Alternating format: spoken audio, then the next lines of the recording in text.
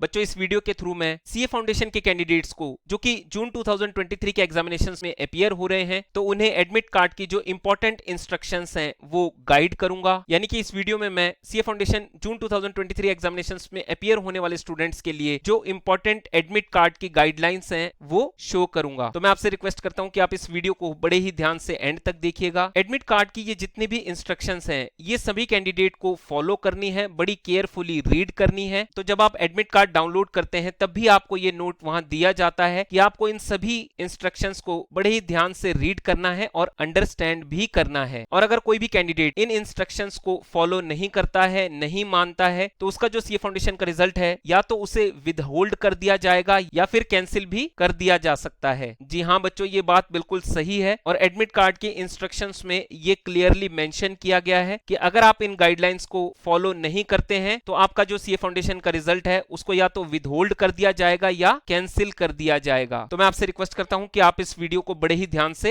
And तक देखिएगा। आइए सबसे पहले मैं आपको आईसीएआई की वेबसाइट पर ले चलता हूं जहां पर कि आपको इन इंस्ट्रक्शंस को फॉलो करने के लिए स्पेशल पॉइंट्स मेंशन किए गए हैं। तो आईसीएआई की वेबसाइट में जैसे ही आप एसएसपी पोर्टल को क्लिक करते हो तो यहां पर सबसे पहला जो लिंक है वो सीए फाउंडेशन जून 2023 के एग्जामिनेशंस को डाउनलोड करने का लिंक है। तो एडमिट कार्ड को डाउनलोड करने के लिए यहां पर आपको अपने क्रेडेंशियल्स को फिल करना होता है, जैसे कि मैं फिल करता हूं। तो क्रेडेंशियल्स फिल करने के बाद आपको डाउनलोड एडमिट कार्ड के इस बटन को क्लिक करना होता है। तो डाउनलोड एडमिट कार्ड के लिंक को प्रेस करने के बाद आप यहां पर देखेंगे कि इंपॉर्टेंट गाइडलाइन का इंस्ट्रक्शन पार्ट का जो ये पेज है ये ओपन होता है और यहां पर आपको 3 स्पेशल नोट दिए गए हैं। तो सबसे पहले यहां पर जो कोविड पेंडेमिक से रिलेटेड गाइडलाइंस है वो दी गई है और यहां पर कैंडिडेट को ये कहा गया है कि आपको इन सभी गाइडलाइंस को मानना है। सेकेंड पॉइंट में ये मेंशन किया गया है कि मैंने अनफेयर मीन से रिलेटेड जो गाइडलाइंस हैं उनको रीड कर लिया है और अंडरस्टैंड कर लिया है, यानी कि मैंने उन्हें पढ़ भी लिया है और मैंने उन्हें समझ भी लिया है और मैं उसे मानूंगा भी। और थर्ड नोट जो है उसके अंदर ये गाइड किया गया है इंस्ट्रक्शंस टू एग्जामिनीज से रिलेटेड जितनी भी गाइडलाइंस हैं वो कैंडिडेट ने पढ़ ली है और अंडरस्टैंड भी कर ली है और इन्हें कैंडिडेट को मानना भी पड़ेगा। तो ये स्पेशल नोट यहां पर दिए जाते हैं और जब आप इन तीनों ही नोट पर क्लिक करते हो उसके बाद ही यहां पर ओके का बटन इनेबल होता है और उसके बाद नेक्स्ट स्क्रीन से आप अपना एडमिट कार्ड डाउनलोड कर सकते हैं। तो देखिए जैसे ही मैं इनको टिक करूंगा तो यहां पर ये ओके का बटन इनेबल होगा। तो मैंने आपको ये यहां पर इसलिए शो किया है कि ऐसे ही आपको एडमिट कार्ड तभी डाउनलोड करने का ऑप्शन देता है जब आप इन तीनों पॉइंट्स को टिक करते हो। तो कहने का मतलब ये है कि इस 6 पेज के डॉक्यूमेंट में जो कोविड-19 पेंडेमिक से रिलेटेड गाइडलाइंस दी गई है, साथ में जो अनफेयर मीन से रिलेटेड गाइडलाइंस दी गई है और थर्ड जो इंस्ट्रक्शंस टू एग्जामिनीज से रिलेटेड गाइडलाइंस दी गई है, इसको कैंडिडेट को मानना अनिवार्य है और तभी आप अपने एग्जामिनेशंस में अपीयर हो सकते हैं। तो इस वीडियो के अंदर मैं आपको जो कोविड पेंडेमिक से रिलेटेड गाइडलाइंस हैं और जो अनफेयर मीन्स से रिलेटेड गाइडलाइंस हैं वो शो करूंगा। तो बच्चों ये वो डॉक्यूमेंट है जो कि 6 पेजेस का है। तो इसके फर्स्ट पेज पर सबसे पहले जो कोविड-19 पेंडेमिक से रिलेटेड गाइडलाइंस हैं वो यहां पर आपको दी गई हैं। तो फर्स्ट पॉइंट में यहां पर ये मेंशन किया गया है candidates should carry only the following items inside the examination hall. तो यहां पर ये मेंशन किया गया है कि कैंडिडेट सिर्फ इन ही चीजों को अपने एग्जामिनेशन हॉल में कैरी करके ले जा सकता है। तो ए पॉइंट में मेंशन किया गया है मास्क ऑन फेस और फेस शील्ड। तो बच्चों मैं आपको बताना चाहूंगा कि अभी ईश्वर की बहुत कृपा है कि अभी जो ये कोविड-19 पेंडेमिक की महामारी है ये बिल्कुल ही 0 लेवल पर है, यानी कि अभी कोई भी कोविड-19 पेंडेमिक के केसेस हमारे सामने नहीं आ रहे हैं और ईश्वर का बहुत धन्यवाद है। तो फर्स्ट पॉइंट में यही गाइड किया गया है कि आपको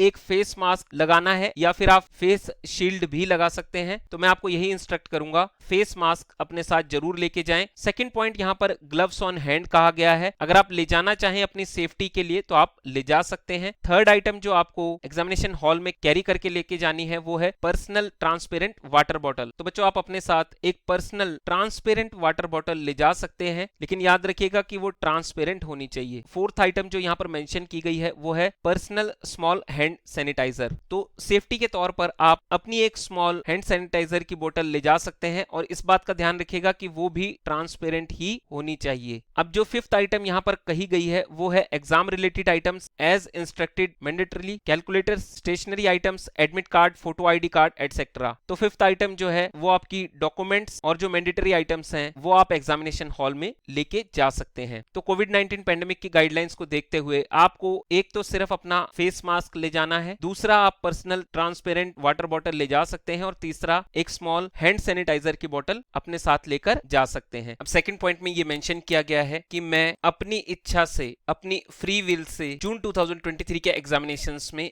अपीयर हो रहा हूं। तो यहां पर एक ये सेल्फ डिक्लेरेशन दिया गया है कि आपके ऊपर कोई प्रेशर नहीं है इन एग्जामिनेशंस में अपीयर होने का और आप खुद की अपनी स्वेच्छा से इन एग्जामिनेशंस में अपीयर हो रहे हैं। तो आईसीएआई ने जो पहले पुराने डिक्लेरेशन फॉर्म्स थे उनको ऑब्सोलीट कर दिया है और अब यहां पर ही आपको ये पॉइंट मेंशन किया गया है। अब जो पॉइंट बी है उसके अंदर जो अनफेयर मीन्स हैं उससे रिलेटेड गाइडलाइंस दी गई हैं। अनफेयर मीन्स की गाइडलाइंस शो करने से पहले मैं आपसे रिक्वेस्ट करूंगा कि अगर आप चैनल पर नए हैं तो हमारे चैनल को आज ही सब्सक्राइब करें, इस वीडियो को लाइक करें और ज्यादा से ज्यादा शेयर करें। तो अनफेयर मीन्स का मतलब है कि ये अवैध चीजें हैं और अगर आप इन चीजों का इस्तेमाल करते हैं तो आपका जो सीए फाउंडेशन का रिजल्ट है या तो उसे विदहोल्ड कर दिया जा सकता है या कैंसिल भी कर दिया जा सकता है। तो सबसे पहले पॉइंट में ये लिखा गया है कि क्वेश्चन पेपर के ऊपर जहां पर आपको रोल नंबर लिखने का स्पेस दिया गया है सिर्फ वहीं पर ही रोल नंबर लिखना है। इसके अलावा अगर आप क्वेश्चन पेपर के ऊपर किसी और पेपर पर अपना रोल नंबर लिखते हैं तो उसको अनफेयर मींस में काउंट किया जाएगा। सिर्फ कैंडिडेट उसी पेज पर अपना रोल नंबर लिख सकता है जहां पर कि उसके लिए स्पेसिफाइड प्लेस बनाया गया है। सेकंड पॉइंट में ये लिखा गया है कि अगर कैंडिडेट आंसर बुक में या एडिशनल आंसर बुक में अपना रोल नंबर या रजिस्ट्रेशन नंबर या नेम या अपना मोबाइल नंबर या कोई भी अनवारंटेड रिमार्क या किसी भी तरह का इररिलेवेंट नोट अपनी आंसर शीट पे या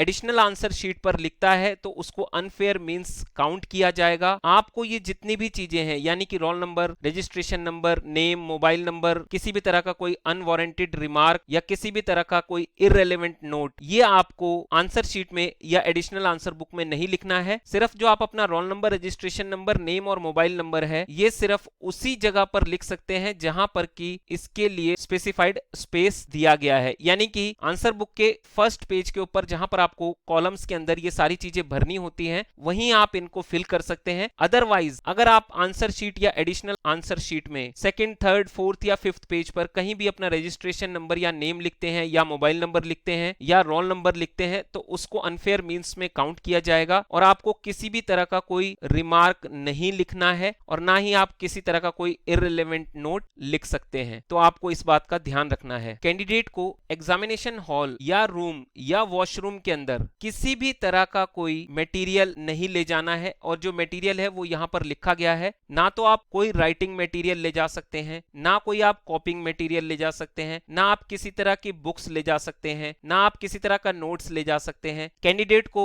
डेस्क के ऊपर राइटिंग करना अलाउड नहीं है, ना ही आप राइटिंग पैड के ऊपर कुछ लिख कर ले जा सकते हैं, ना ही आपको ज्योमेट्री बॉक्स के अंदर कोई चिट लेके जानी है। तो कैंडिडेट को एग्जामिनेशन हॉल, रूम या वॉशरूम के अंदर इनमें से किसी भी चीज को ले जाना अलाउड नहीं है। अगर इसमें से आप कोई भी चीज लेके गए तो वो अनफेयर मींस में काउंट होगी। कैंडिडेट को जो अपना मोबाइल फोन है वो स्विच ऑफ मोड के अंदर रखना है। एग्जामिनेशन हॉल के अंदर iPod, smart watch, printing models और साइंटिफिक कैलकुलेटर अलाउड नहीं है और ना ही किसी भी तरह का कोई और इलेक्ट्रॉनिक डिवाइस उसके अंदर अलाउड है। तो आप इनमें से किसी भी आइटम को एग्जामिनेशन हॉल के अंदर नहीं ले जा सकते हैं। कैंडिडेट को किसी भी तरह की कोई सिंपैथी या अपील नहीं करनी है। यानी कि जब आप एग्जामिनेशन हॉल में होंगे तो ना तो आपको अपने आंसर शीट के ऊपर कुछ इररिलेवेंट लिखना है, ना किसी तरह की कोई सिंपैथी मांगनी है, ना ही किसी तरह की कोई अपील करनी है। जैसे कि जो मेरे पेरेंट्स हैं या रिलेटिव हैं वो एक्सपायर हो गए थे इसलिए मैं नहीं पढ़ पाया, मेरा एक्सीडेंट हो गया था इसलिए मैं नहीं पढ़ पाया, या जो पेरेंट्स हैं उनका एक्सीडेंट हो गया था इसलिए मेरी पढ़ाई नहीं हुई, या वो हॉस्पिटलाइज थे या कैंडिडेट खुद हॉस्पिटलाइज था तो इसलिए मैं नहीं पढ़ पाया। तो सर प्लीज मुझे मिनिमम मार्क्स दे दीजिए पास होने के लिए। और ना ही आपको एग्जामिनर को किसी तरह का कोई इररिलेवेंट नोट लिखना है और ना ही कोई अनरिलेटेड रिमार्क आपको आंसर शीट के ऊपर लिखना है। और जितना भी एग्जामिनेशन हॉल के अंदर स्टाफ होता है उनसे भी आप किसी भी तरह की कोई रिक्वेस्ट नहीं कर सकते हैं। अब